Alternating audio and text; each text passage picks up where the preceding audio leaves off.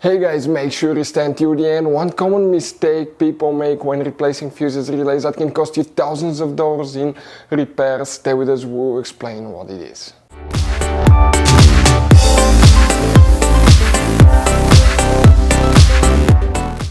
Hey guys, welcome back to Auto Repair guys. Thank you guys for watching and subscribing to the channel. Today will be super helpful video to any of you having a Mercedes E-Class, that generation here from year 2010 to year 2016. If you guys have one of those, if you need to find where the transmission control module fuse is located, which fuse you need to check, where you can buy cheap parts, tools, fuses, relays, at a good price, quick shipping, that way do not waste money and time. But it's important to always test fuses and relays. All that guys will be covered absolutely free for your convenience. Make sure you stay until the end. So before we start, let us tell you a little bit about us guys.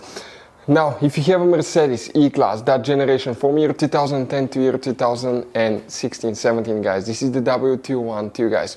We're going to have a video for every single fuse relay on that car, why things do not work, why we're making this one, because we're trying to save you time and money guys. Let's say you're down the road in the middle of nowhere, your car does not start, you need to find where your engine starter fuse relay is located guys, where you can find fuel injection system fuses, fuel pump fuses. All you have to do, come to the channel, watch that video, 1-2 minutes, you're back on the road guys. In addition, we'll share where you can buy cheap parts and tools, that way you do not waste your money and time. Every single car we get here at the garage, we try to make guys at least 200 to 300 free repair videos.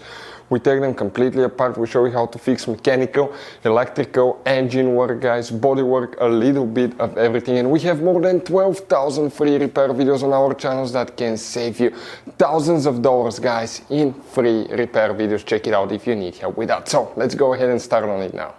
So the transmission control module fuse, where you can find it guys, you can find, okay, we'll demonstrate on that generation Mercedes E-Class. This is the pre-facelifted model, this is the facelifted model, but that's the same generation.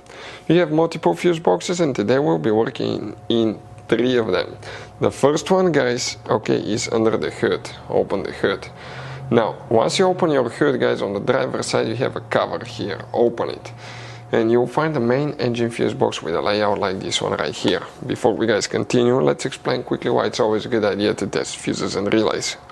So it is super important guys to always test fuses and relays, and something else as well, common mistakes people make. Sometimes you may think that a fuse is good, or you cannot actually see if the fuse is clearly burned, and in that case guys you may put the fuse back together and you may end up spending money and time on parts you don't need, and all we had to do is just test the fuse. So we'll put a link in the description of the video below how to test the fuse. It takes only a few seconds to find out for sure if it's good or bad. The same thing for relays guys, okay?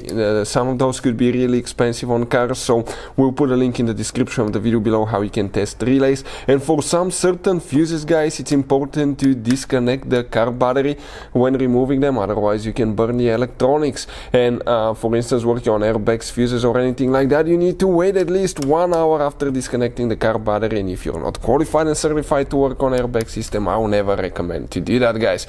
But when disconnecting the car battery guys, okay, common mistake people make, it's important to know which battery terminal you reconnect first. If you do it the wrong way, you can burn electronics modules. How we know about that? We burn before the traction control module on BMW that cost us $2,000 guys. So we'll put a link in the description of the video below which battery terminal to disconnect first. Check it out for your convenience. The transmission control module fuse, where you can find it guys. Now here we have one, and then we need to go check 3 more fuses in 2 additional fuse boxes. By the way, if you need to buy fuses, relays, parts, tools for your Mercedes or any car at a really good price, quick shipping, we will put the link in the description of the video below where you can get them from. So check it out guys, we share it for your convenience, that way you do not waste money and time. Next to every fuse you're going to find a number printed on the left or the right side, it really depends, but the fuse that you need to check here is fuse number 33, that fuse here. Next you need to open the trunk. Once you open the trunk on the right side you have a fuse box under this cover. Open that cover, you'll find the main trunk fuse box with a layout that looks just like this one right here. Now here guys, what we need to check specifically.